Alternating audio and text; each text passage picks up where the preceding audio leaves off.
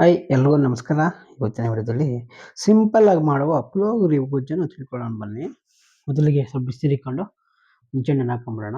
ಆಮೇಲೆ ಹುಚ್ಚೆಳ್ಳು ಸ್ವಲ್ಪ ಹುರಿಯೋಣ. ಸ್ವಲ್ಪ ಚೆನ್ನಾಗಿರುತ್ತೆ ಹುಚ್ಚೆಳ್ಳಲ್ಲಿ ಹಾಕೋದ್ರಿಂದ. ಬೇಕಾದ್ರೆ ನಿಮ್ಗೆ ಹಾಕ್ಕೊಳ್ಳಿ ಪರವಾಗಿಲ್ಲ, ಹಂಗೆ ಮಾಡ್ಬೋದು. ಬಿಳಿ ಎಳ್ಳು ಕೂಡ ಅಷ್ಟೇ ಚೆನ್ನಾಗಿ ಹುರಿಬೇಕು. ಅವೆಲ್ಲನೂ ಎಲ್ಲ ಹುರಿದು ಸ್ವಲ್ಪ ಪಕ್ಕದಲ್ಲಿ ಇಟ್ಕೊಳ್ಳೋಣ. ಈ ಕೊಬ್ಬರಿ ಸ್ವಲ್ಪ ಪುಡಿ ಮಾಡಿರೋದು ತುರಿಯೋದಿರಲಿಲ್ಲ, ಅದಕ್ಕೋಸ್ಕರ ತುರಿಯೋಕ್ಕಾಗಿಲ್ಲ, ಮಿಕ್ಸಿಗೆ ಪುಡಿ ಮಾಡ್ಕೊಂಡಿರೋದು. ಸ್ವಲ್ಪ ಕೆಂಪು ಕಂದು ಬಣ್ಣ ಬರಲಿ ಅಲ್ಲಿ ಗಂಟ ಹುರಿಯೋಣ. ಕೊಬ್ಬರಿ ತುಂಬ ಘಮ ಘಮ ಬರುತ್ತೆ. ಒಂದು ಅರ್ಧ ಮಾತ್ರ ಇತ್ತಾಗಿ ಪುಡಿ ಮಾಡ್ಕೊಳ್ಳೋಣ. ಮತ್ತೆ ಮಿಕ್ಸಿ ಹಾಕ್ಕೊಳ್ಳೋಣ. ಹುಚ್ಚೆಳ್ಳು, ಕರಿ ಎಳ್ಳು, ಬಿಳಿ ಎಳ್ಳು. ಕರಿ ಎಳ್ಳು ಅಲ್ಲಿ ತಗೊಂಬಂದಿದ್ರು, ಹುಳ ಇತ್ತು, ಅದಕ್ಕೆ ಅದನ್ನು ಬೇಡ ಅಂತ ಹೇಳ್ಬಿಟ್ಟೆ. ಮತ್ತೆ ಒಂದು ಅರ್ಧ ಪುಡಿ ಮಾಡ್ಕೊಂಡಿದ್ವಿ. ಈ ಥರ ಇರಲಿ, ಜಾಸ್ತಿ ನೈಸ್ ಬೇಡ, ಸುಮ್ಮನೆ ರಪ್ಪಿರಲಿ. ಒಂದು ಅರ್ಧ ಹಂಗೆ ಇಟ್ಕೊಳ್ಳೋಣ. ಅರ್ಧ ಹಂಗೆ ಹೇಳ್ತೀನಿ ಅವಾಗ ಹಾಕ್ಬೇಕು ಅಂತ. ಹಂಗೆ ಪಕ್ಕ ಇಟ್ಕೊಳ್ಳೋಣ.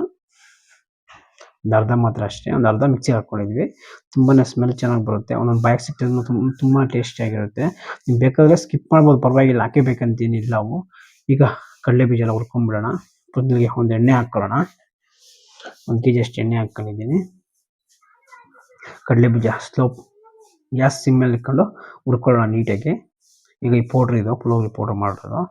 ಕಡಲೆ ಬೀಜ ಆಲ್ಮೋಸ್ಟ್ ಸಿಪ್ಪೆ ಬಿಡಬೇಕು, ಕೈಯಲ್ಲಿ ಪ್ರೆಸ್ ಮಾಡಿದ್ರೆ ಆಗಿರುತ್ತೆ ಅಂತ ಲೆಕ್ಕ. ಈಗ ತೆಗೆದುಬಿಟ್ಟು ಸ್ವಲ್ಪ ಕರ್ಬೇವಿನ ಸೊಪ್ಪು ಹುರ್ಕೊಂಡ್ಬಿಡೋಣ. ಈ ಚಿಕನ್ ಒಂದು 2-3 ತಿಂಗಳು ಇರುತ್ತೆ ಇದು, ಏನು ಕೆಡದಿರ.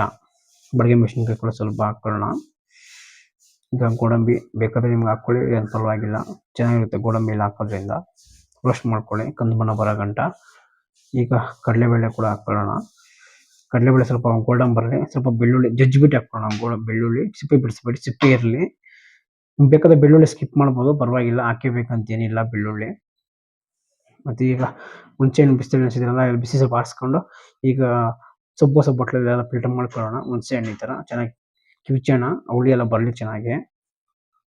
ಚಿಕನ್ ಒಂದು 1 ಲೀಟ್ರ್ ಹುಳಿ ಬೇಕಾಗುತ್ತೆ. ಈಗ 1.5 kg ಎಣ್ಣೆ ಹಾಕ್ಕೊಂಡಿದ್ದೀನಿ. ಈಗ ಈ ಥರ ಅಚ್ಚಲ್ಲಿ ಬೆಲ್ಲು 12 ಅಚ್ಚು ಹಾಕ್ಕೊಂಡಿದ್ದೀನಿ. ಈ ಥರ ನೋಡ್ಕೊಳ್ಳಿ ಕ್ಲೀನಾಗಿ. 12 ಅಚ್ಚು ಹಾಕ್ಕೊಂಡಿದ್ದೀನಿ. ನಿಮ್ಗೆ ಸಿಹಿ ಕಮ್ಮಿ ಬೇಕಂದರೆ ಒಂದು 10 ಅಚ್ಚು ಹಾಕ್ಕೊಳ್ರಿ ಬೇಕಂದರೆ.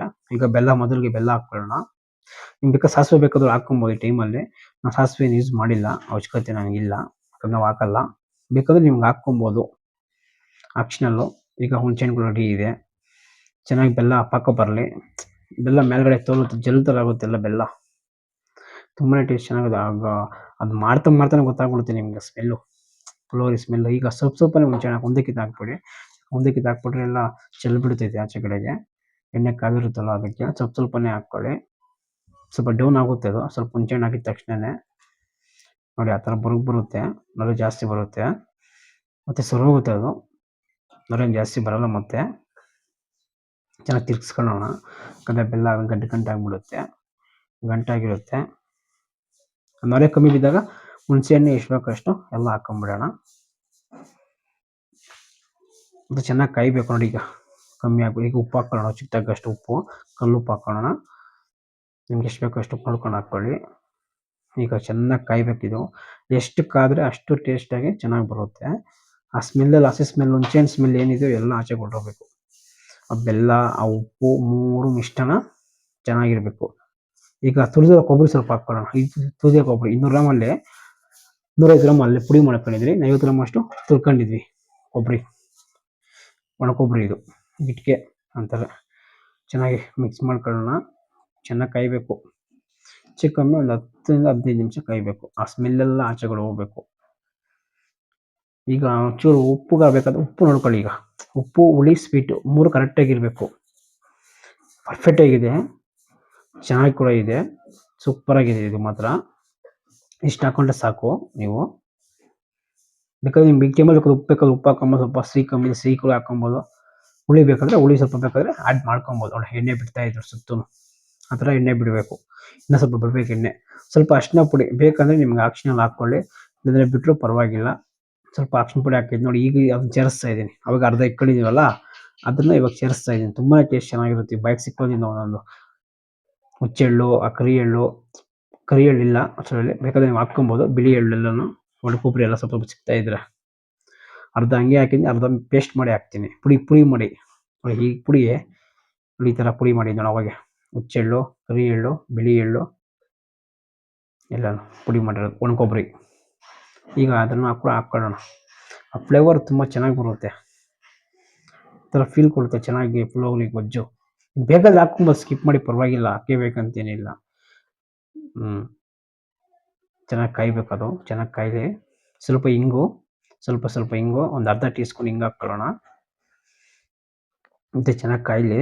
ಈಗ ಪೌಡರ್ ರೆಸಿಪಿ ಬೇಕಂದರೆ ಕಮೆಂಟ್ ಹಾಕಿ, ಬೇಕಾದ್ರೆ ತಿಳಿಸ್ಕೊಡ್ತೀನಿ. ಒಂದು 300 ಮೈದಷ್ಟು ಪೌಡ್ರ್ ಹಾಕ್ಕೊಳ್ಳೋಣ. ನೀವು ಬೇಕಾದ್ರೆ ಮನೆ ಸಾಂಬಾರು ಪುಡಿ ಬೇಕಾದ್ರೆ ಯೂಸ್ ಮಾಡ್ಬೋದು, ಇಲ್ಲಾಂದರೆ MTR ಸಾಂಬಾರು ಪೌಡರ್ ಯೂಸ್ ಮಾಡ್ಬೋದು. ಪೌಡರ್ ಬೇಕಂದರೆ ಕಮೆಂಟ್ ಹಾಕಿ ತಿಳಿಸ್ಕೊಡ್ತೀನಿ. ಮುಂದಿನ ದಿನಗಳಲ್ಲಿ ವೀಡಿಯೋಗಳಲ್ಲಿ ಹಾಕ್ತೀನಿ ಬೇಕಾದರೆ. ಆಕ್ಚುಲಿ ವೀಡಿಯೋ ಹಾಕಿದ್ದೀನಿ, ಹಂಗೆ ಬರ್ತದೆ, ಅದು ಆಗುತ್ತೆ. ಪೌಡರ್ ಬೇಕಾದರೆ ಅದು ಯೂಸ್ ಮಾಡ್ಬೋದು. ಚೆನ್ನಾಗಿ ಮಿಕ್ಸ್ ಮಾಡ್ಕೊಳ್ಳೋಣ ನೀಟಾಗಿ. ಎಲ್ಲ ಮಿಕ್ಸ್ ಮಾಡಿ ಫುಲ್ ಗಟ್ಟಿಯಾಗುತ್ತೆ ಅದು. ಹೆಚ್ಚು ಕಮ್ಮಿ ಒಂದು 3 ತಿಂಗಳಾಗುತ್ತೆ, ಇದು ಇರುತ್ತೆ ಗೊಜ್ಜು, ಏನು ಕೆಡಲ್ಲ. ಚೆನ್ನಾಗಿ ಕೂಡ ಇರುತ್ತೆ ಸ್ಮೆಲ್ಲು. ಚೆನ್ನಾಗಿ ಮಿಕ್ಸ್ ಮಾಡೋಣ. ಆ ಥರ ಬರಬೇಕು. ಇನ್ನೂ ಫುಲ್ ಗಟ್ಟಿ ಆಗಿಬಿಡುತ್ತೆ ಅದು. ಈಗ ಆಲ್ಮೋಸ್ಟ್ ಮುಗ್ದಿದೆ. ಸ್ವಲ್ಪ ಕರ್ಬೇವಿನ ಸೊಪ್ಪು ಸ್ವಲ್ಪ ಚೆನ್ನಾಗಿ ಪುಡಿ ಮಾಡಿ ಹಾಕ್ಕೊಳ್ಳೋಣ. ಕೈಯಲ್ಲೇ ಮ್ಯಾಶ್ ಮಾಡಿ ಹೋಗುತ್ತೆ, ಚೆನ್ನಾಗಿರುತ್ತೆ ಕಲರ್ ಅದು. ಕರ್ಬೇವಿನ ಸೊಪ್ಪು ತಿನ್ನೋಲ್ಲ ಕೆಲವರು, ಹಂಗೆ ಮಾಡಿದ್ರೆ ಚೆನ್ನಾಗಿರುತ್ತೆ. ಅನ್ನ ಬೆರೆಸ್ಬೇಕಂದ್ರೆ ಕಡಲೆ ಬೀಜ ಎಲ್ಲ ಹಾಕ್ಕೊಬೇಕು. ಗೊಜ್ಜಿಗೆ ಯಾವುದೇ ಕಾರಣಕ್ಕೂ ಕಡಲೆ ಬೀಜ ಎಲ್ಲ ಸೇರಿಸಬಾರ್ದು. ಅನ್ನ ಬೆರೆಸ್ಬೇಕು ಮಾತ್ರ ಹಾಕ್ಕೊಬೇಕು. ಬಿಸಿ ಅನ್ನ ಯಾವುದೇ ಕಾರಣಕ್ಕೂ ಹಾಕ್ಬೇಡಿ. ಅನ್ನ ಆರಿದ್ಮೇಲೆ ಗೊಜ್ಜು ಹಾಕ್ಕೊಂಡು ಮಿಕ್ಸ್ ಮಾಡಿ, ತುಂಬಾ ಚೆನ್ನಾಗಿರುತ್ತೆ. ಈಗ ಬೇಕಾದ್ರೆ ನಿಮ್ಗೆ ಉಪ್ಪು ಖಾರ ಚೆಕ್ ಮಾಡ್ಕೊಳ್ಳಿ. ಖಾರ ಕಮ್ಮಿ ಇದೆ, ಸ್ವಲ್ಪ ಖಾರ ಬೇಕಾದ್ರೆ ಆ್ಯಡ್ ಮಾಡ್ಕೊಳ್ಳಿ. ಈಗ ಆಲ್ಮೋಸ್ಟ್ ಗೊಜ್ಜು ಮುಗ್ದಿದೆ. ಬೇಕಾದ್ರೆ ಅನ್ನಕ್ಕೆ ಬೆರೆಸ್ಕೊಂಡು ಆರಾಮಾಗಿ ತಿನ್ಬೋದು. Thank you.